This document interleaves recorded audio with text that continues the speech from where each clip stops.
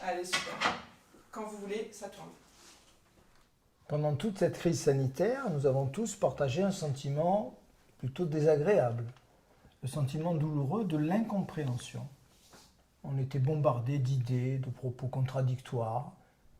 On ne parvenait pas à comprendre les choix, les décisions des uns et des autres. Alors pour surmonter cette incompréhension, nous nous sommes débattus, nous nous débattions, nous nous battions pour trouver les réponses objectives, des réponses qui nous permettaient de nous donner des repères, parce que nous avons un besoin vital de repères. Nous cherchons la vérité, la réalité objectivable, démontrable, incontestable. Nous nous sommes alors posé la question suivante. Peut-être n'existe-t-il pas une seule réalité, mais bien plusieurs. Plusieurs réalités qui seraient chacune dans leur fonctionnement tout aussi objectivables, démontrables, incontestables les unes que les autres. Dans la confusion où nous vivions, dans cette inquiétude généralisée, nous étions focalisés par la recherche d'une ligne objective qui serait comme une bouée, un phare, quelque chose à quoi se raccrocher pour ne pas perdre pied. Et pendant ce temps-là, nous ne nous sommes pas ou peu posé cette question. Peut-être n'existe-t-il pas une seule réalité objectivable, mais bien plusieurs. En fait, la science, avec la mécanique relativiste et la mécanique quantique notamment, nous amène à réfléchir à cette idée depuis près d'un siècle. Peut-être n'existe-t-il pas une seule réalité objectivable, mais bien plusieurs. Dans notre monde occidental, en effet, nous disposions d'une façon unique d'appréhender la réalité. Pour nos autres occidentaux, le réel, c'est l'espace-temps matériel, dans lequel nous naissons, nous vivons, nous mourons, dans lequel nous nous déplaçons. Et ce réel, il a pour support notre belle boule bleue, la Terre, qui tourne autour du Soleil dans l'univers infini. Cet espace-temps matériel, il a une propriété majeure, il est objectif, ce qui signifie tout simplement qu'il existe, que nous le regardions ou non, que nous soyons là ou non pour l'observer, il est partagé par tous, il est le même pour tous. Il est constitué de 4 dimensions, 3 dimensions d'espace, largeur, longueur, hauteur, et puis la 4e dimension, très importante, bien entendu, la dimension du temps, ce rail immuable sur lequel se déroulent les événements, la marche du monde. Or, que l'on s'intéresse à la relativité d'Einstein ou à la mécanique quantique, il se trouve que, depuis plus d'un siècle, ce n'est pas hier matin, les mathématiciens comme les physiciens nous ont répété que ce modèle à 4 dimensions, il est trop étroit pour décrire la réalité. Les scientifiques sont absolument unanimes, il existe plus de 4 dimensions à la réalité. Alors ils ne sont pas tous d'accord sur le nombre de ces dimensions, 6, 8, 10, une infinité, pensent même certains, mais peu importe. Ils sont tous d'accord sur un point qui est important pour nous, essentiel pour nous, il en existe plus de 4. Et si l'on rajoute seulement une dimension, seulement une à nos 4 habituelles, la réalité, c'est-à-dire l'espace-temps que nous nommons le réel, devient multiple. Je vous montre. Une feuille, c'est un plan, au sens physique du terme, avec 2 dimensions, largeur et longueur. Si on rajoute une 3e dimension, celle de la hauteur, on obtient une infinité de plans ou une infinité de feuilles, un paquet de feuilles. Le fait de rajouter une dimension à un ensemble rend multidimensionnel cet ensemble. Si j'ai 2 dimensions, j'ai une feuille. Si j'ai 3 dimensions, j'ai une infinité de feuilles, ou au moins, en l'occurrence, ici, un paquet. En fait, l'idée qu'il existe plus de dimensions à la réalité rend la réalité multiple, rend le réel multiple. Ne serait-ce pas cela que le Covid est en train de nous révéler ? Qu'il existerait non pas une seule réalité objectivable, la seule réalité qui détiendrait la vérité, mais qu'il existerait plusieurs réalités objectivables. N'aurait-on pas là un fil à tirer pour réfléchir à un nouveau paradigme ? Parce qu'il me semble que ce soit ce que nous réclamions, un nouveau paradigme, lorsque nous espérons un nouveau monde. Depuis plusieurs mois, nous entendons régulièrement parler du monde d'après. Un monde d'après qui serait différent du monde d'avant. Alors meilleur ou pire, les avis divergent. Certains un peu plus pessimistes ont dit le monde d'après, ça sera le monde d'avant en pire. Oui, mais en fait, pire ou meilleur, nous n'en savons rien. Mais la formulation même de la question, le monde d'avant et le monde d'après, un monde d'après qui serait différent du monde d'avant est révélatrice d'un changement de paradigme. C'en est peut-être même une définition. Tout à fait. Nous avons besoin, ça semble une évidence, de changer de paradigme. Et pourtant, rien n'est moins évident que de changer de paradigme. Car changer de paradigme, de modèle, pour construire un monde nouveau, Ça n'est pas simplement disposer d'idées nouvelles qu'on viendrait ranger dans les petites étagères de notre bibliothèque mentale, c'est modifier la structure même de notre pensée, c'est modifier la bibliothèque elle-même, c'est beaucoup plus délicat. Ah oui, c'est beaucoup plus délicat parce que réviser la structure de notre pensée est compliqué. Nous ne sommes généralement pas conscients de cette structure propre de notre pensée. Et donc forcément, nous ne sommes pas conscients de son cadre et nous ne sommes pas conscients de ses limites. Je pense qu'il est important de cerner clairement le paradigme avec lequel nous avons fonctionné jusqu'à maintenant, jusqu'à l'épisode du Covid. Alors il est grand temps de définir ce mot étrange de paradigme. Au fond, c'est relativement simple. Le paradigme, c'est l'image du monde que se font les hommes à un certain moment donné de l'histoire. C'est l'image la plus globale, la plus générale. C'est pas seulement la vision que les hommes ont de l'univers, pas seulement la façon dont ils se représentent leur planète, la Terre, plate, ronde, centrale ou pas. C'est pas seulement la façon dont ils imaginent le rôle qu'ils ont à jouer. Le paradigme, c'est l'image la plus générale, c'est le modèle des modèles. Un paradigme est à la fois astronomique, physique, anthropologique, esthétique, politique, religieux. Alors si l'on survole les millénaires, on va découvrir une séquence que je décris très rapidement, vous le comprendrez. Le premier paradigme a surgi dans l'Antiquité, avec un philosophe, Aristote, et un astronome qui se déclarait quelques siècles plus tard son disciple, qui est Ptolémée, qui vit à Alexandrie. Que nous dit ce paradigme? Il conçoit un univers vertical, hiérarchisé, tout en bas et au centre la planète Terre. Au-dessus de la Terre, plate, des demi-sphères concentriques où sont accrochées les planètes et les étoiles. Et tout en haut, le premier moteur qui met en route, qui met en mouvement ces demi-sphères. On peut l'appeler Dieu, ce premier moteur. On devine aisément que cette vision avait des implications religieuses et politiques. C'est une vision verticale, pyramidale de la société. Et cela permet de comprendre pourquoi, à l'époque de Copernic, XVIe siècle, Galilée, Descartes, XVIIe siècle, on est passé à un autre paradigme qui demeure présent dans la tête de nos contemporains. C'est le modèle d'une Terre ronde, tournant au-dessus du Soleil, perdue dans l'univers infini. L'Église catholique a résisté longtemps à ce nouveau paradigme. Pourquoi? Parce qu'il remettait en cause justement sa conception hiérarchique de la société. Rappelons-nous, il y a à peine 4 siècles, Giordano Bruno, un écrivain, astronome et philosophe, est brûlé vif à Rome en 1600. Galilée, lui, n'est pas brûlé, mais il est traîné tout de même devant le tribunal de l'Inquisition où on lui demande de renier ses découvertes scientifiques. Et puis on arrive à Newton, fin 17e, début 18e siècle, dont la vision du monde a permis l'essor de la science moderne. C'est un peu le Ptolémée de la modernité. Aujourd'hui, nous sommes tous plus ou moins newtoniens. Le paradigme newtonien, c'est le paradigme de la modernité. Mais ce sur quoi il faudrait peut-être insister, c'est que ce paradigme newtonien, il est en même temps un paradigme progressiste. Oui, parce que à partir de Descartes, nous nous sommes engagés sur le chemin de la maîtrise. Et Descartes, qui est un grand admirateur de Galilée, nous a annoncé que les hommes vont devenir comme maîtres et possesseurs de la nature. Qu'ajoute Newton un peu plus tard? Que pour dominer la nature, il faut qu'on puisse la mettre en formule mathématique pour la comprendre, la maîtriser et la transformer. Et pour ce faire, nous l'avons installée, nous l'avons limitée, nous l'avons véritablement cantonnée dans un cadre à 4 dimensions, les 3 dimensions d'espace, hauteur, largeur, longueur, et la 4e dimension qui est le temps. Et définie dans ce cadre à 4 dimensions, dans cette boîte en fait, la réalité peut devenir quelque chose d'objectif, d'extérieur à nous, que nous partageons tous et que nous pouvons maîtriser.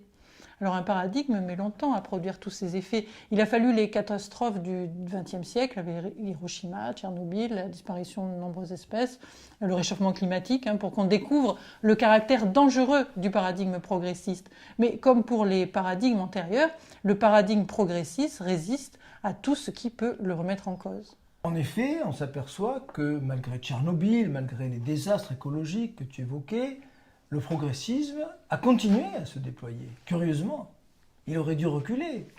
Il a pris au contraire une forme exacerbée, extrême, à la fin du siècle dernier, avec un discours qui dominait le paysage il n'y a pas très longtemps, avant la pandémie, c'est le transhumanisme. Tout le monde en a entendu parler. Ce transhumanisme, il est porté par un courant qui est le courant gnostique, qui est très puissant dans les universités américaines. On peut résumer ainsi ce courant gnostique. Il considère que la nature est mauvaise, que notre corps est une construction défectueuse, faulty construction, disaient les anglo-saxons. Nous devons reprendre les choses en main, nous devons en finir avec la maladie, avec la mort même. L'homme s'imaginait qu'il était à 2 doigts de devenir divin. Rappelez-vous le best-seller mondial qui a précédé la pandémie du Covid, celui de l'Israélien Yuval Noam Harari, Homo Deus, homme-dieu. Mais on peut craindre que la crise sanitaire enflamme encore plus cette volonté de maîtriser la nature. Le progressisme ne va-t-il pas ressurgir plus puissamment encore? Ne va-t-on pas désespérément s'y accrocher? Certains le pensent, je ne le crois pas. Le progressisme va continuer à agoniser sans doute, quelque temps. Il n'est pas encore mort, mais il est bien en train d'agoniser. On peut, sans prendre de risque, me semble-t-il, annoncer la fin inéluctable du progressisme. Il y a deux arguments pour appuyer cette thèse. Il y a d'abord un argument historique. Aucun paradigme n'a résisté durablement dans le passé aux profondes remises en cause qui l'ébranlaient. Pensons à Galilée qui remet en cause complètement le paradigme antique. Le progressisme avait commencé à se fissurer bien avant la pandémie du Covid. Le virus n'a fait qu'accentuer un effondrement qui était en œuvre depuis déjà bien longtemps. Et puis un argument philosophique ou psychologique. Ce que nous avons vécu a été si violent, si brutal, si inattendu, personne n'avait prophétisé cette pandémie, la façon dont nous avons basculé en quelques semaines à peine, dans une nouvelle configuration, eh bien tout cela a contribué à nous ouvrir les yeux, tout cela a contribué à fissurer l'idée d'un modèle stable du monde, d'un modèle éternel de la réalité. Ah oui, en fait, en Occident, parmi les pays riches dont nous pensions faire partie, un des premiers modèles qui s'écroule, c'est celui qui nous faisait croire que nous étions invulnérables, que nous étions des puissances éternelles. La France, c'était la 6e puissance mondiale qui était ancrée d'une façon stable dans un équilibre qu'elle orchestrait. Pour beaucoup d'entre nous, à différents niveaux, c'est ce premier modèle qui a été ébranlé. Et ce qui est intéressant, c'est que lorsqu'un modèle de pensée se fragilise pour une personne dans un registre particulier, par homothétie, par effet domino, tous les autres modèles se fissurent car ils sont tous liés les uns aux autres.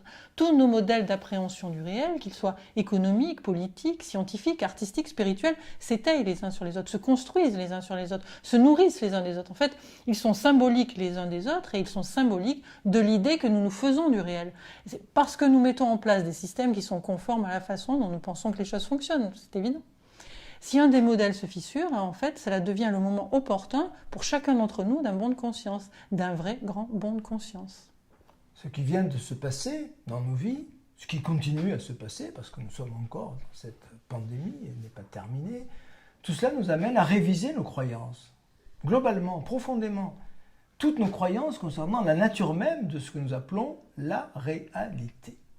Parce que nous, qui sommes encore en résonance, il faut bien le reconnaître, avec le paradigme newtonien, nous continuons à croire que le réel, c'est une chose unique, objective, mesurable, vérifiable, incontestable.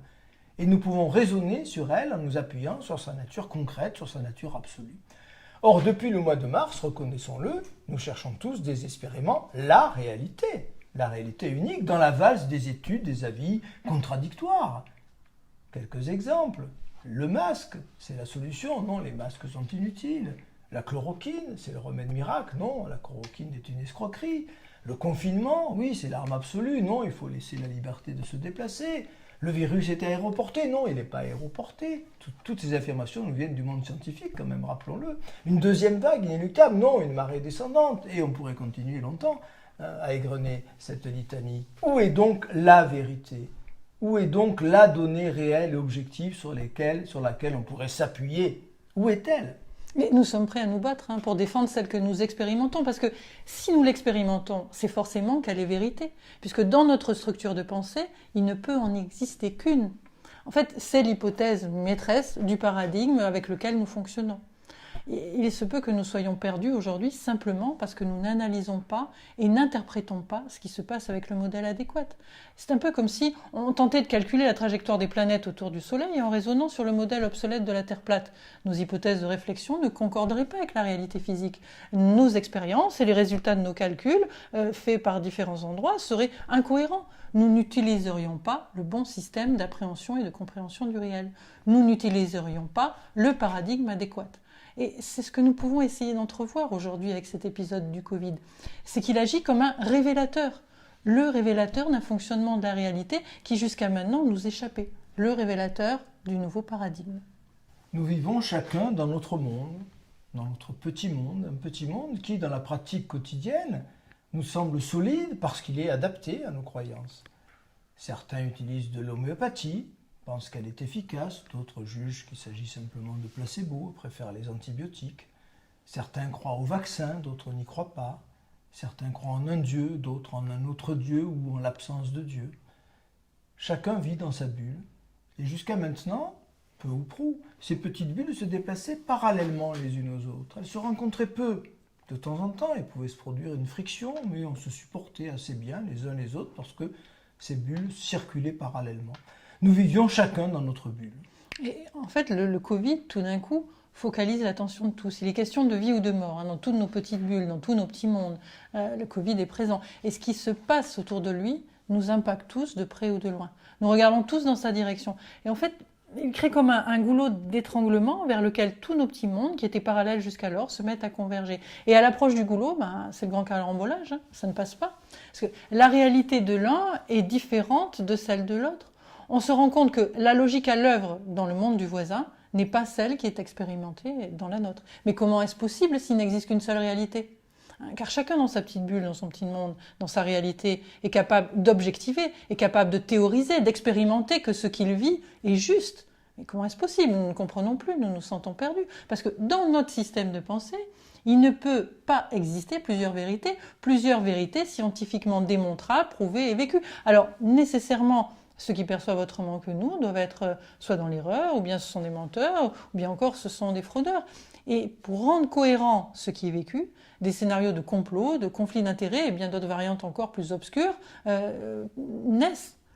Nos raisonnements, en effet, vont être induits par un très vieux réflexe, un réflexe archaïque qui remonte à la nuit des temps, un réflexe de survie. Pour ne pas sombrer dans la folie, nous avons un besoin vital de penser le monde, la réalité, d'une façon ordonnée, structurée, organisée. Or, l'ordre de base qui structure notre pensée, répétons-le, c'est qu'il n'existe qu'une réalité, une seule, objectivable, démontrable, incontestable. Donc si nous voulons que l'ordre persiste, et nous le voulons, si les autres n'expérimentent pas la même réalité que nous, ce n'est pas parce qu'il existerait différentes réalités aussi valides, non, pas du tout. La seule explication, c'est que ceux qui voient les choses autrement sont soit dans l'erreur, ils se trompent, soit dans le complot, ou qu'ils sont malhonnêtes. Rien n'est plus délicat que de changer de paradigme. Alors, lorsque nous pensons aux contemporains de Galilée, c'est avec une certaine condescendance. On les trouve gentiment idiots, accrochés à leur idée de terre plate, voire même arriérés avec leur bûcher de scientifiques. Pour eux, il était inacceptable, inenvisageable de remettre en cause l'image qu'ils se faisaient des choses. Mais pour nous également, même si intellectuellement nous nous pensons plus avancés, émotionnellement il en est tout autrement.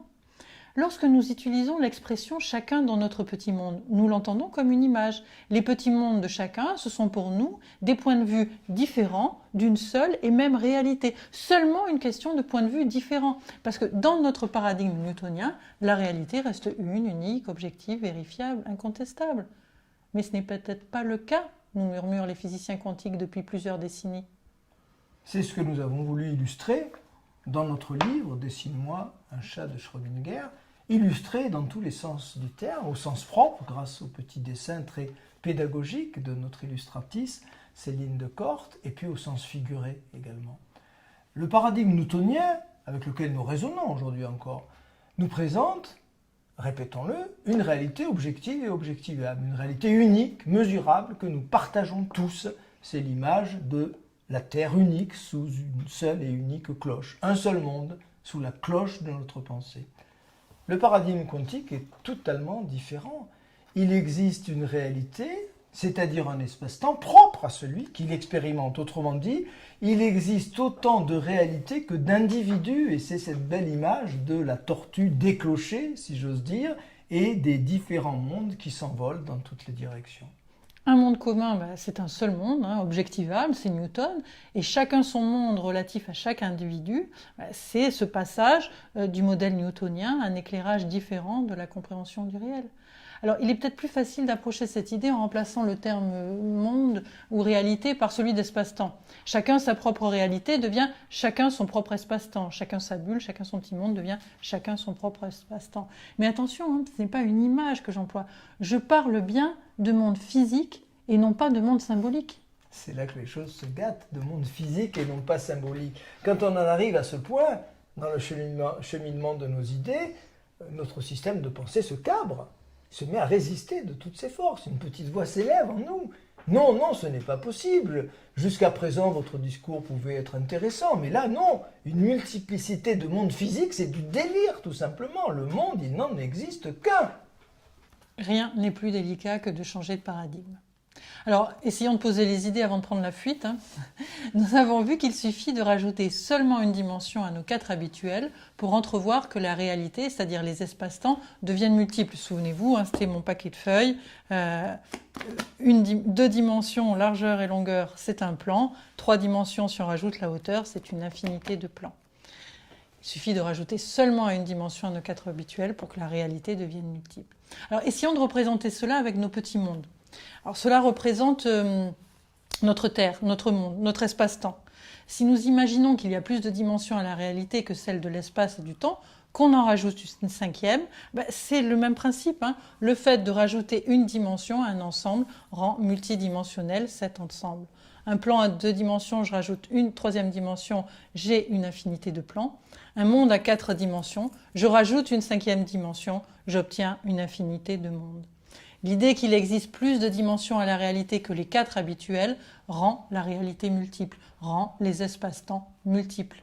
Chacun son petit monde n'est alors pas une image, ce n'est pas une expression symbolique, il s'agit bien d'une réalité physique. Chacun son petit monde, chacun son espace-temps, avec ses propres mécanismes dans lesquels chaque chose sera prouvable, démontrable, incontestable, vérifiable, un petit monde dans sa totalité.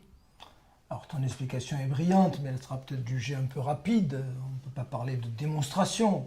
Si on voulait aller dans le sens de la démonstration, il nous faudrait beaucoup de temps. Ce n'est pas notre propos aujourd'hui. Si cela vous intéresse de creuser cette idée, de vous l'approprier, c'est notre objectif, nous détaillons tout cela dans notre livre « Dessine-moi un chat de Schrödinger » et lors de nos conférences théâtralisées où on met en scène en quelque sorte toutes ces thèses. Cette mise en image, elle est seulement faite pour vous laisser entrevoir l'idée principale que nous voulons partager avec vous. Dans notre paradigme newtonien, il n'y a qu'un seul espace-temps objectif à 4 dimensions. Cet espace-temps, il est partagé par tous, un seul monde, une seule réalité objectivable.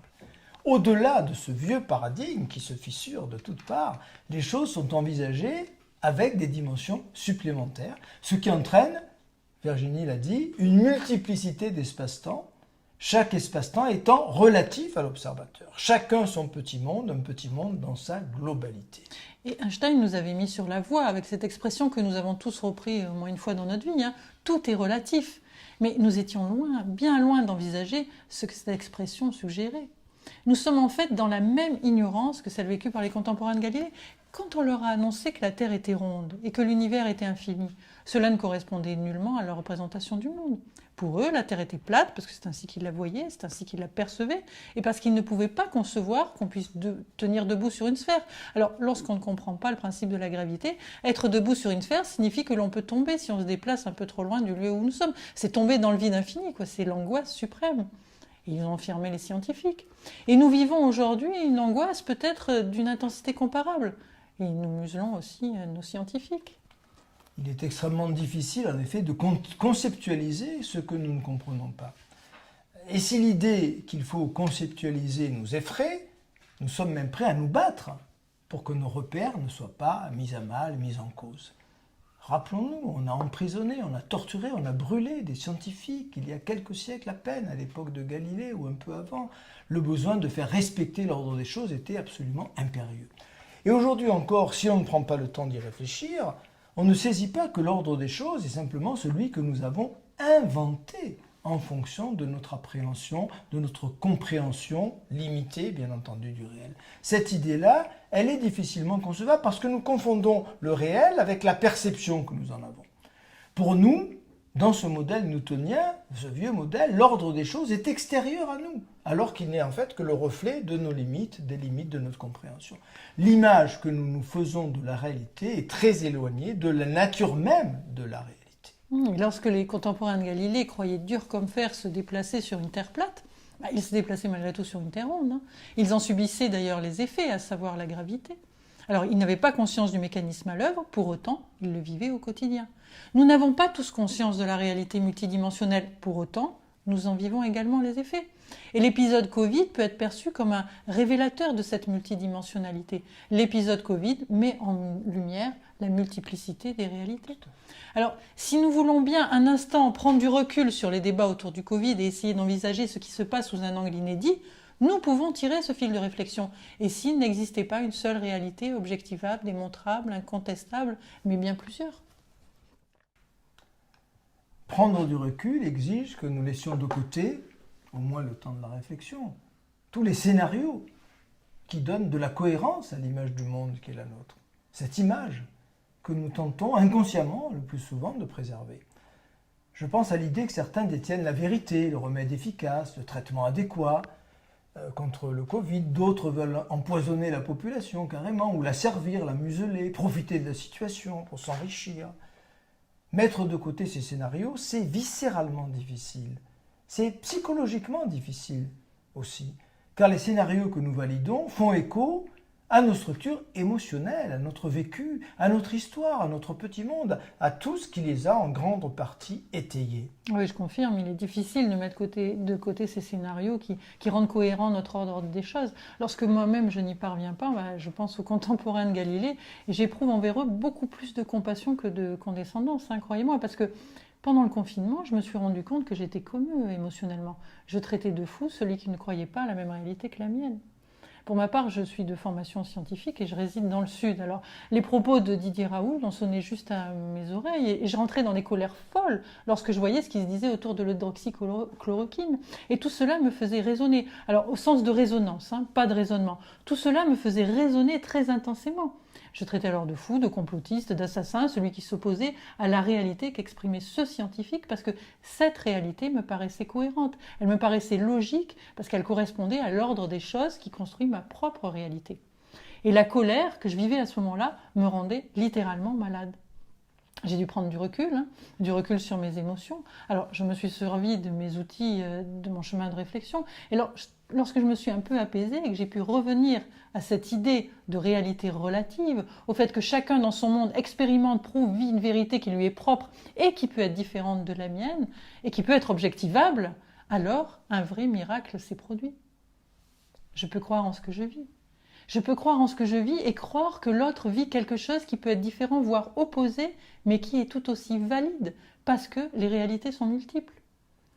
A commencé alors à sourdre en moi un filet de compassion bien agréable, et l'espoir que ce filet de compassion se transforme en ruisseau, qu'il grossisse en rivière. En réfléchissant ainsi, j'ai pu enfin quitter l'incompréhension, j'ai pu enfin quitter la peur et la colère. Le plus fascinant, quand on réfléchit à cette idée de réalité multiple, objectivable, c'est qu'à partir de là, nous disposons de davantage de pouvoir que ce que nous imaginions.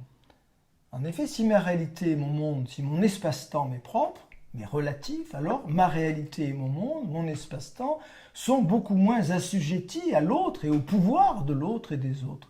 J'ai davantage de pouvoir pour orienter ma vie, pour modeler mon monde, pour construire mon monde suivant mon propre idéal. Je suis en quelque sorte le jardinier de mon monde, au sens propre comme au sens figuré. Oui, puis on se rend compte également que si l'on sort de l'idée qu'il existe une seule réalité, donc forcément une seule vérité, avec ceux qui savent d'un côté et ceux qui sont dans l'erreur de l'autre, on s'extrait du même coup de la dualité. Ou disons, ne soyons pas trop prétentieux, que pendant ce moment de réflexion, on s'élève au-dessus de la dualité. La vérité, l'erreur, le bien, le mal, la victime, le bourreau, l'opprimé, l'oppresseur. Et on cesse alors d'abonder une marge du monde qui ne nous convient plus. Une seule réalité implique la dualité. Une multiplicité de réalités dissout le concept même de dualité. Bien entendu, si nous voulons réfléchir à un nouveau paradigme, avec cette idée que les réalités sont multiples, sont relatives, et non pas qu'il existe une seule réalité physique absolue partagée par tous, alors nous allons devoir réviser, et ça n'est pas forcément simple, l'idée que nous avons de la matière et du temps. Nous allons devoir réviser l'idée que nous nous faisons des 4 dimensions au-dessus desquelles on cherche à s'élever. Alors, si je reviens souvent aux contemporains de Galilée, c'est parce que c'est le changement de paradigme qui nous précède juste, c'est le changement de paradigme le plus proche de nous. Et pour eux, la Terre était plate. C'était une réalité qu'ils croyaient expérimenter et que nous considérons aujourd'hui comme une illusion. Eh bien, l'idée que nous nous faisons de la matière comme quelque chose de solide, avec ces petits atomes composés d'un noyau autour duquel tournent des électrons, cette idée est aussi éloignée de la réalité de la matière que l'idée de la Terre plate l'était en son temps de la Terre ronde. Alors, lorsqu'on explore la matière en son cœur avec nos moyens technologiques actuels, ce qu'on y trouve, ce ne sont pas des petits grains consistants. Il n'y a rien de solide dans ce qu'on croit être la matière, mais c'est plutôt quelque chose d'énergétique, d'ondulatoire, de vibratoire.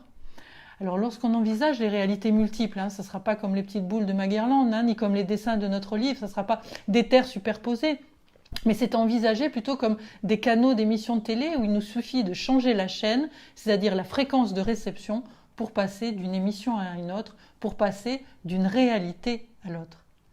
C'est la mécanique quantique dans le domaine de la science à l'heure actuelle qui nous permet de nous ouvrir à une autre image de la matière. En fait, la mécanique quantique et même sa philosophie vient éclairer ce carrefour où science, philosophie et spiritualité se rejoignent. Qu'il existe d'autres dimensions à la réalité, la plupart d'entre nous, en fait, l'ont déjà expérimenté. Les artistes l'ont expérimenté, quelle que soit la forme d'art qu'ils pratiquent, ils ont fait cette expérience de la réalité multiple. Tous ceux qui s'intéressent à la philosophie bouddhiste, aux cultures animistes, amérindiennes, au chamanisme, pour tout cela, la réalité multiple, cela fait partie déjà de leur expérience, cela fait partie de leur culture, peut-être même pour certains de leur quotidien. Mais ce que nous réalisons peu ou mal, c'est cette idée pivot, cette idée charnière. Alors je dis pivot ou charnière car c'est celle qui nous permet de passer d'un niveau à l'autre, du paradigme actuel au paradigme à venir. Cette idée pivot est que s'il existe d'autres dimensions à la réalité, alors notre espace-temps à 4 dimensions est multiple et relatif. Parce que le fait de rajouter une dimension à un ensemble rend multidimensionnel cet ensemble. Changer de paradigme est chose extrêmement délicate. C'est se détacher de tous ces repères, c'est se jeter dans le vide. Mais contrairement à ce que craignaient les contemporains de Galilée, c'est tout le contraire d'une chute infernale. Lorsqu'on rajoute une dimension à ce que nous nommons le réel, ce qui se produit, c'est une ascension.